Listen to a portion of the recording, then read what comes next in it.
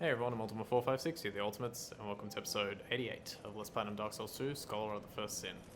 Alright, so I haven't completely figured out what I'm going to do, but I know where I'm going to start. I want to go to this bonfire here in the Iron Keep, the Threshold Bridge.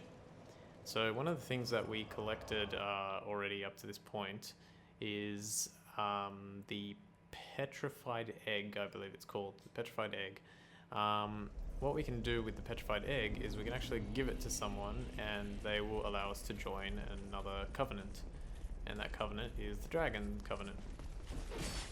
Damn. Poorly timed. Pretty good.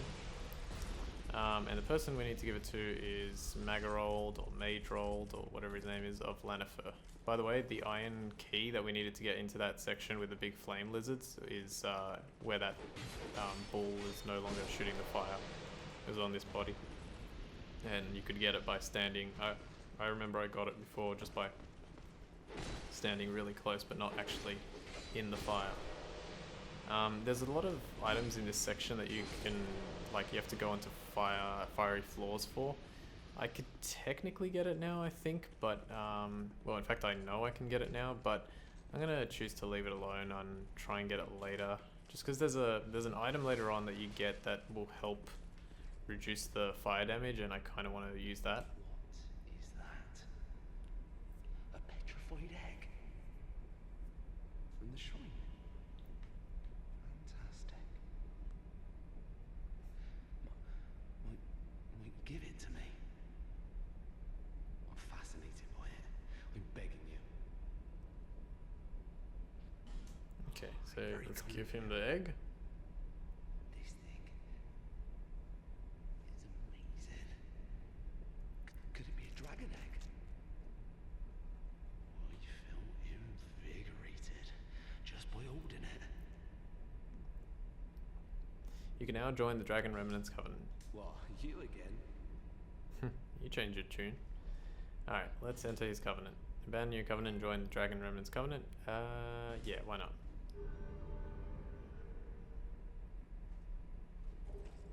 You get the Ancient Dragon Seal and the Dragon Eye.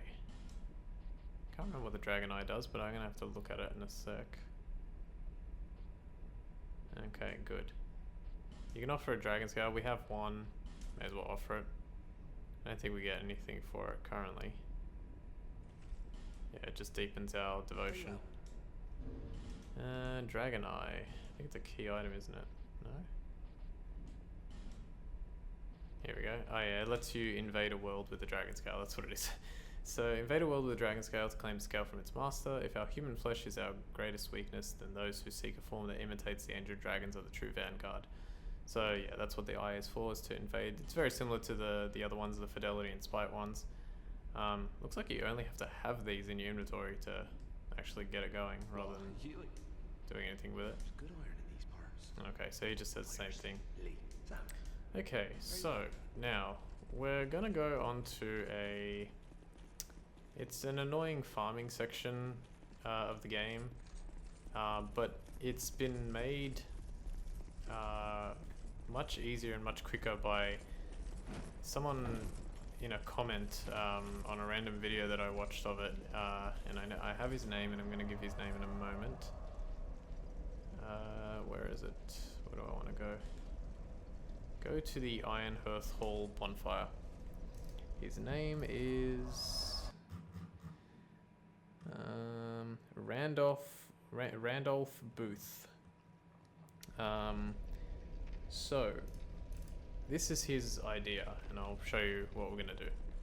So when you come to this bonfire, we're gonna basically try and clear out the enemies in this area, and I mean like completely. So the way that most Dark Souls enemies work in Dark Souls 2 is you can, and I think I've said this before, is you can actually kill them enough to remove them completely from spawn possibilities. And that's what we're going to do.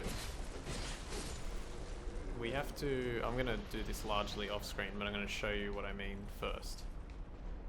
So he comes down here. I don't know if you have to kill all these guys yourself. You might be able to, like, you know, press the button and let them fall. But I'm just gonna go on the assumption that you have to kill them all yourself. And this is gonna give us a lot of souls as well. If you want extra souls, you have the Seldora set, the Tesseldora, Seldora, which is somewhere. I don't know if I have the headpiece, maybe I have the other pieces. Definitely got the chest, there it is. Seldora robe, increase the amount of souls you gain. Feel free to go ahead and use that.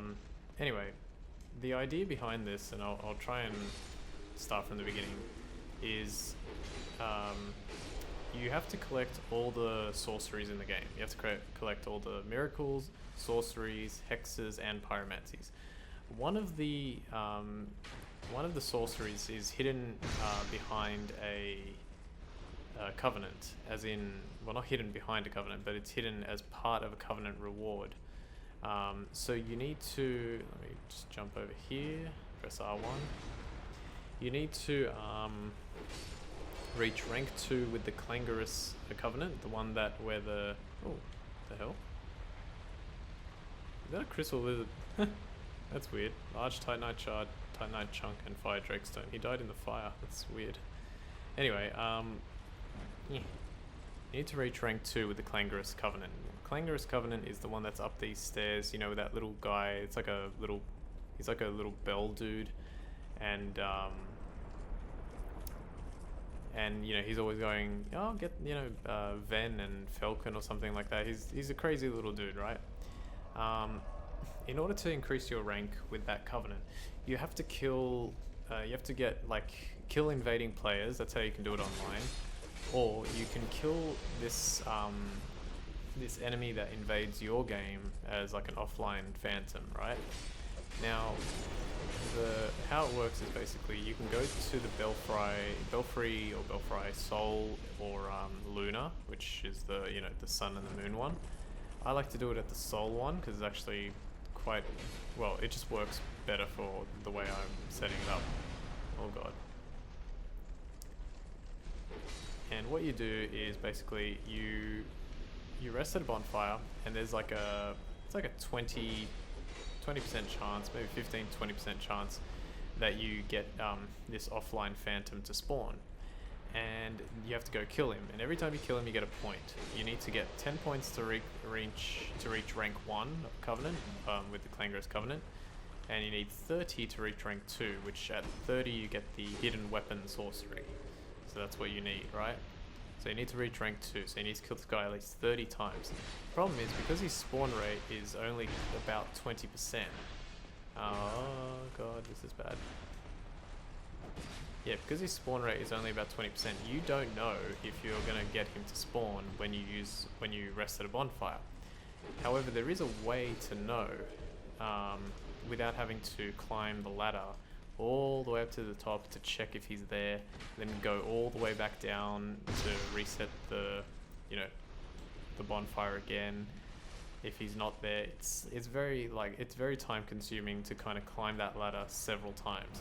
So luckily, this Randolph Booth guy in a random comment came up with a brilliant idea of how to do it without having to waste as much time. I'm wondering if I'm allowed to aged feather here as well. I think I am. Maybe I'll take advantage of that next time. Luckily, he came up with a brilliant idea of how to do it. By the way, all the enemies that I'm killing, make sure you're basically doing the same thing that I'm doing.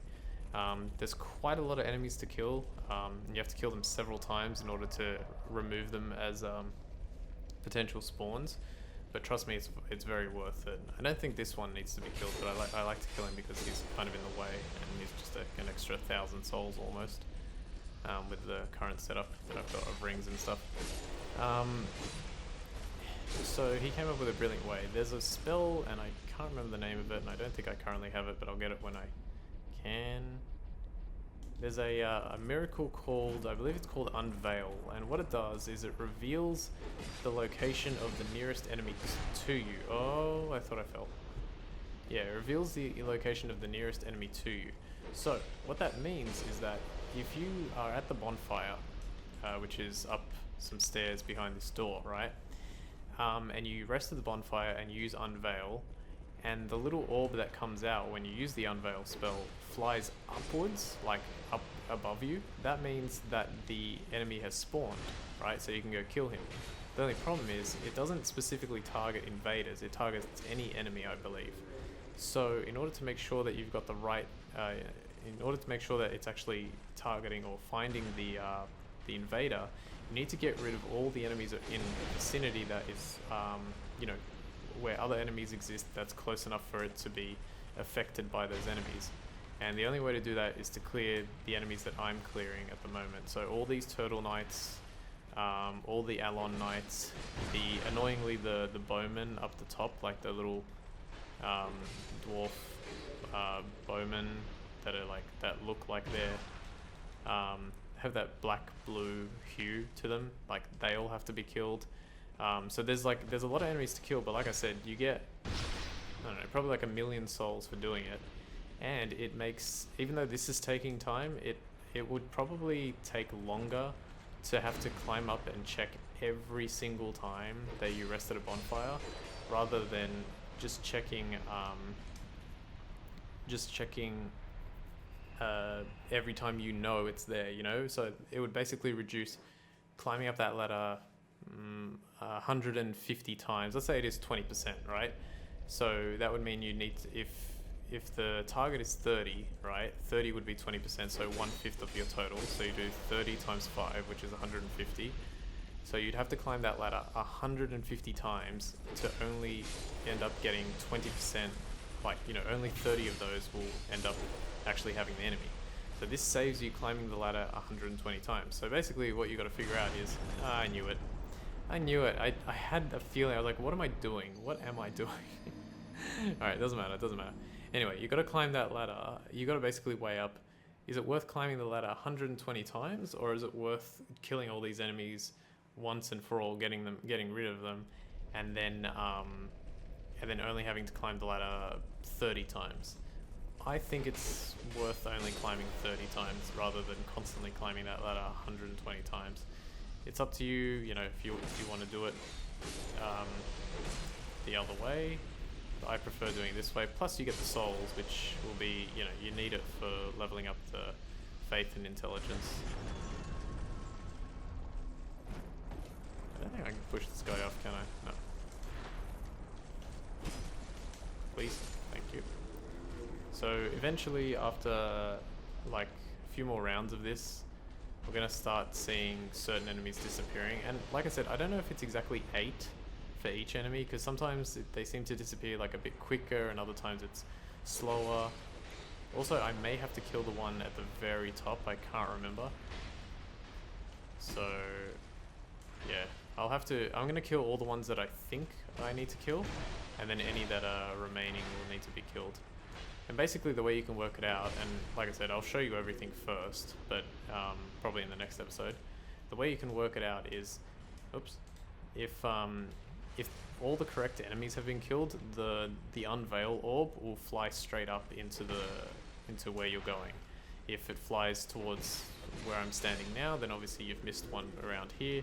And if it flies up like towards the middle of the room, then you've missed the one that is directly above where we're standing. And I think there's 1 or 2 up there standing on those edges. So at the moment, I'm doing pretty well just killing these guys. Can I level twice?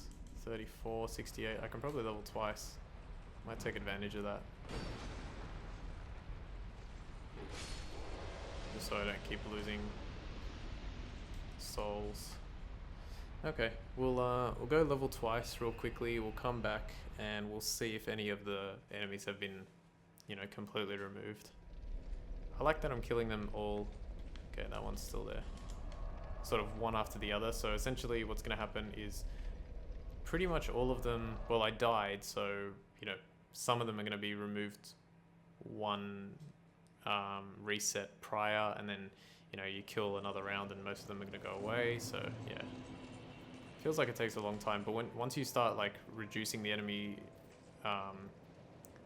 numbers by significant amounts, you're like, okay, only this many to go and only this many to go. And again, the benefit of constant soul farming as well. Okay, so we'll check. We'll probably do this one more time and then leave it at that. I should probably leave it now. Yeah, I'll leave it now. So what I'll do is I will continue this off screen and I'll clear out all the enemies that I was killing and only the enemies that I was killing, and then I'll show you sort of like phase 2 of it, and then you can do that and so on and so forth. So for the time being, I want to thank you all for watching episode 88 of Let's Platinum Dark Souls 2 Scholar of the First Sin. My name is Ultima456, you're the Ultimates, and I'll see you next time.